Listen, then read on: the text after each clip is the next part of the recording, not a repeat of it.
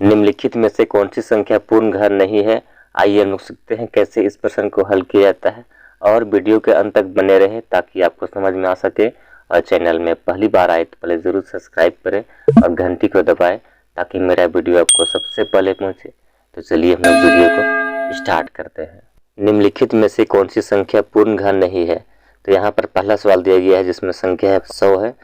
तो 100 का फलित सबसे पहले हम लोग करते क्या है कि 100 का पहले अभाज्य गुणनखंड कर लेते हैं।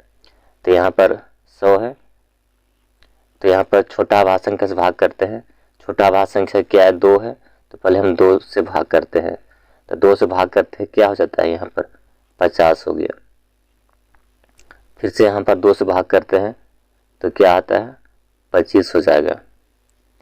फिर से यहाँ पर 2 से भाग करते हैं तो 2 से नहीं जाती है, 3 से भी नहीं जाती है। अब यहाँ पर 5 से भाग जाएगा, तो 5 से भाग करते हैं, 5 बचे 25 हो गया। अब यहाँ पर सभी गुणनखंड को लिखते हैं इस तरह से। तो यहाँ पर हो जाएगा 2 गुनी 2 गुनी 5 गुनी 5 हो गया। अब यहाँ पर 3 का जोड़ा बनाते हैं। यहाँ पर 3 का जोड़ा नहीं बन रहा है, यहाँ पर भी नहीं बनता है और यहाँ पर भी नहीं बनता है 3 का जोड़ा। तो जहाँ पर 3 का जोड़ा पूरा नहीं बनता है वो संख्या क्या होता है, पूर्ण घन नहीं होता है। तो यहाँ पर पूरा 3 का जोड़ा नहीं बन पा रहा है, इसलिए क्या हो गया, यह पूर्ण घन नहीं है, यह पूर्ण घन नहीं है। आगे हम कुछ और प्रश्न लेते हैं और समझते हैं कि कौन सी संख्या पूर्ण घन नहीं है। तो यहाँ पर दूसरा प्रश्न है, यहाँ पर संख्या है 1000 है, तो यह पूर्ण घन है या नहीं। तो सबसे पहले यहाँ पर हम लोग करते क्या है कि संख्या का पहले अभाज्य गुणनखंड कर लेते हैं। तो यहाँ पर 1000 है, तो पहले छोटा अभाज्य संख्या से भाग करते हैं। यहाँ पर हमने 2 से भाग करते हैं, तो 2 बचे 10 हो गया, यानी कि यहाँ पर 500 हो गया। फिर से यहाँ पर 2 से भाग करते हैं, तो 2 दूनी 4, एक हासिल चला गया, बन गया 10 बन गया है यहाँ पर। तो 2 बचे 10 हो गया, यानी यहाँ पर 250 बन गया।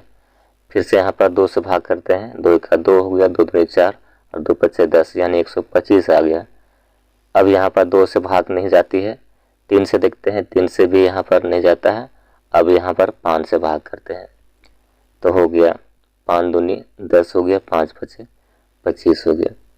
अब यहाँ पर हम भाग करेंगे फिर से यहाँ पर 5 से, तो 5 बचे 25 हो गया। अब यहाँ पर सभी गुणनखंड को यानी भाजक को उतारते हैं इस तरह से। तो यहाँ पर हो जाएगा 2 गुना 2 गुना 2 गुना, इधर हो गया फिर 5 गुना 5 गुना 5 हो गया। अब यहाँ पर हम लोग 3 का जोड़ा बनाते हैं, तो यहाँ से 1 जोड़ा हो गया, यहाँ से 1 जोड़ा हो गया। तो जहाँ पर अभाज्य गुणनखंड करते हैं और 3 का जो जोड़ा बनता है पूरा बनता है, वो क्या होता है, पूर्ण घन होता है। और 3 का जोड़ा जो पूरा नहीं बनता है वो क्या होता है, वो पूर्ण घन नहीं होता है। तो यहाँ पर 3 का जोड़ा पूरा बन गया है, तो यह क्या है, पूर्ण घन है। तो यह क्या है, यह पूर्ण घन है।